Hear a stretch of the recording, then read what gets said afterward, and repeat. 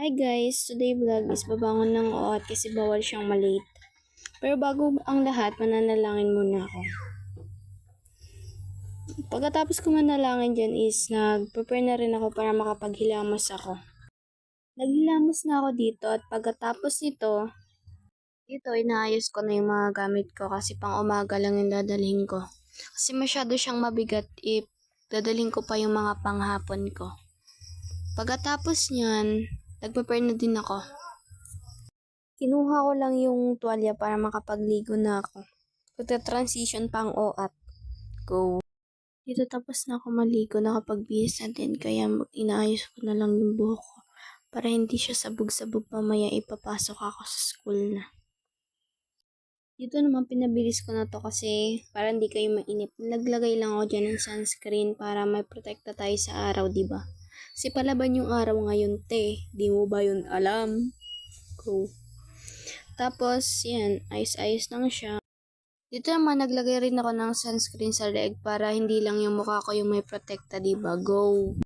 Pagkatapos ko magayos, yan, nagmedyas na ako. Yung kabila din, kasi hindi pwede isa lang ang medyas na susuotin. Yan. Nagsasapatos na ako dyan para pumasok na. Hindi ganun-ganun lang yun, te. Ganun. Yan. Pati yung kabila.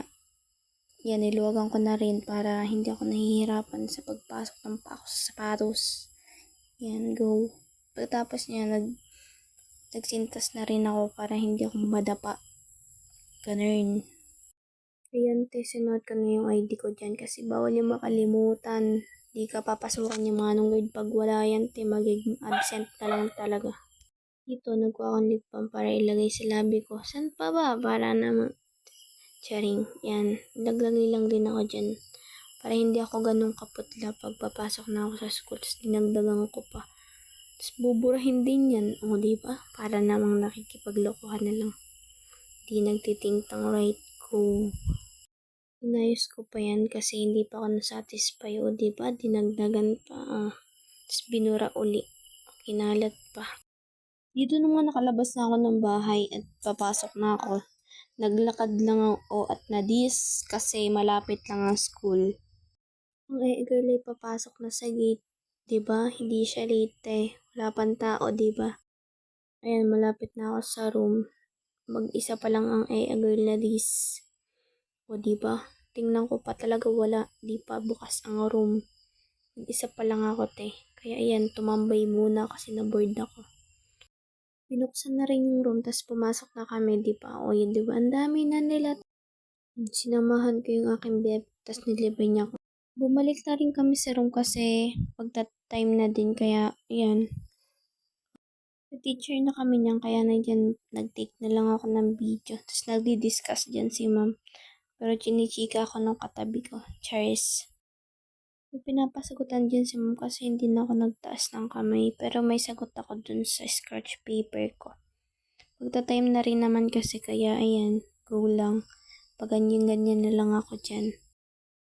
Time na nito pero hindi pa kami pinapalabas ni ma'am kaya nandiyan pa kami sa loob. Malamang di nga pinapalabas.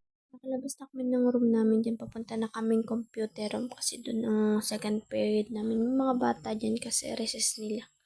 Naglalakad lang kami kasi malapit na kami dun sa computer room namin. Yan. May nag-vlog din sila eh. Pagpasok ko, naglilinis lang sila dyan. Tapos yan, may nagwawalis. Tapos may nagwawalis din ng electric pan dyan eh. Yan. Para mawala yung mga alikabok. Hindi ko rin alam kung ba't ako'y nagaganyan dyan eh. O para na naman Tapos na rin naman kami dyan. Ito talaga tapos na kami kaya pupunta na ako sa stage. Hindi pa to recess. Di pa rin kami time sa second period. Pero wala talaga kaming klase niyan. Kaya yan, naglakad na ako papunta sa stage kasi may nagklase sa room namin. Hindi pa pwedeng pumunta dun. Yan, for the lakad. Yan. Nandito na ako sa tapat ng classroom namin. Yan, sinasabi ko sa inyo may klase po kaya hindi kami pupunta dyan. Dito ako pupunta sa stage. Umupo lang ako dyan, tas kakain na ako. Tas yung mga kaibigan ko, di ba, pak. Ito naman, tapos na yung klase nila, kaya bumalik na rin kami sa room namin. Recess pa nito, kaya ang init-init pa, ni kami nalabas ng room. Dito walang klase kaya nandito kami sa labas. Last period na to, iniintindi ni sir yung mga player kaya nandiyan kami. Pauwi na ako nito, mag-isa lang ako. Charis, may kasama ako dyan. O diba, may kasama ako, may tagapayong ako. Ito, malapit na ako nito sa bahay. Naglalakad lang ako. Kasi nagugutom na rin ako, dinalian ko ng paglalakad. Dito naman kumakain na ako, nagpahinga lang ako dyan ng konti, tapos kumain na ako kasi nagugutom na din ako. Nakikipagtsikahan ako dyan. Ang ulam ko dyan ay Lucky Me with toyo. O diba, napakasarap te. Di mo kaya katanghali ang tapat na ka-Lucky Me. Dito naman nag-sunscreen lang ako, naglagay ako sa liig. Kasi papasok na naman ako mag-aalauna na. Yan pak. Dito nakalabas na ako ng bahay, papasok na ako. Lagi ako tumadan dito pagpapasok kasi shortcut siya, diba? Dito naman may nakasabay ako mga taga-kabilang section. Ayan, malapit na ako sa school. Yan, nakikita ko na ang gate ng aming school. Papasok na ako dyan ng gate. Yan, maglalakad lang ako ng kaunti. Dyan na yun yung natatanong ko ng aking room. Yan, for the lakad lang. Pagkapasok ko, yan, wala pang gaanan. Nagbili rin kami ng mangga. Time na nito, pero wala kaming klase. Magka-quiz sana kami kaso marami kaming absent na kaklase. Yan, nagsasayaw lang ako dyan habang kumakain ng mangga. Kung napagagawa namin dyan. Second period and last period, wala pa rin kaming klase kaya yan ang ginagawa namin. Boring na kami dyan pero bawal kaming lumabas. Iniintay pa namin yung flag retreat. Bawal pa rin naman kasi lumabas kasi maaga pa kaya yan ang ginagawa namin. Dito naman nanonood na lang yung iba ng volleyball, yung iba naglalaro. Yan, walang klase talaga kami. Dito malapit na kami mag-flag retreat.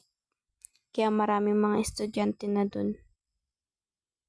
Pagtapos yan, umuwi na rin ako. Sa Kastilyo ako dumaan pero malapit na ako sa bahay. Yan na. Dito na ako sa pathway. Ayun na yung bahay namin. At dito nagtatapos ang aking A Day in My Life. Babush!